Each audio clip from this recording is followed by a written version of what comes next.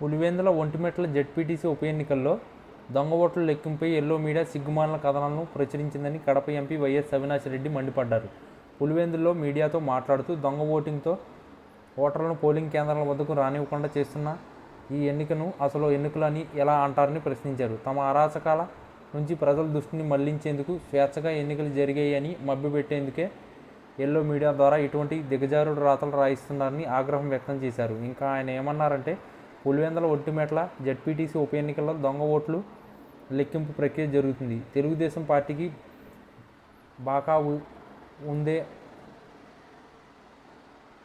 ఈనాడు పత్రిక ఈరోజు పత్రికా శీర్షికలో ఉత్కంఠతకు పడుతున్న తెర నువ్వా నేనా అంటూ వార్తలను ప్రచురించింది. ఇక మంత్రి నారా లోకేష్ దీనిపై ప్రజాస్వామ్యం నిలబడిందంటూ మాట్లాడిన స్టేట్మెంట్ను కూడా ప్రచురించింది. ఇవన్నీ చూస్తుంటే ఎవరిని నమ్మించడానికి తెలుగుదేశం నాయకులు ఈనాడు పత్రిక ప్రయత్నిస్తుందో అర్థం కావడం లేదు.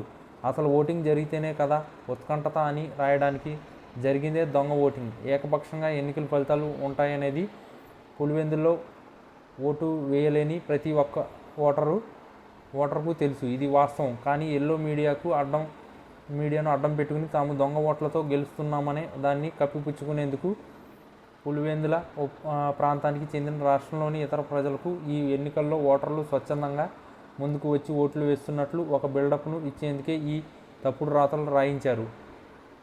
ప్రజాస్వామికంగా ఈ రెండు సెగ్మెంట్లో పోలింగ్ జరిగినట్లు, ఓటర్లు తమ ఓట్లు హక్కును వినియోగించుకున్నట్లు, దానికి సంబంధించిన ఫలితాలు వెలువడినట్లుగా ఒక డ్రామాను సృష్టించి దాన్ని వార్తా కథనాలుగా రాయడంలో ఎల్లో మీడియా దిక్కుమాలినతనానికి నిదర్శనం. ఇది అనైతికం కాదా? దొంగ ఓటింగ్ జరిగిందనేది చాలా స్పష్టంగా ఆధారాలతో సహా వైఎస్ఆర్సీపీ బయటపెట్టింది. అయినా కూడా నిజంగా పోలింగ్ జరిగినట్లుగా అనైతిక కథనాలు రాశారు. పోలీసులు సంపూర్ణ సహాయ సహకారాలతో వేలాది మంది టీడీపీ కార్యకర్తలను పోలింగ్ కేంద్రాల వద్ద మోహరించి ఓటర్లు కనీసం ఓటు వేయనీయకుండా బెదిరించి వెనక్కి పంపారు. ఏజెంట్లను కూడా రానివ్వకుండా వారి ఏజెంట్ల ఫారాలను చించి వారిపై దౌర్జన్యం చేశారు. దీన్ని పోలింగ్ అంటారా? దీన్ని ఎన్నికలని అంటారా? వైఎస్ఆర్సీపీ శ్రేణులు బాధపడాల్సిన అవసరం లేదు.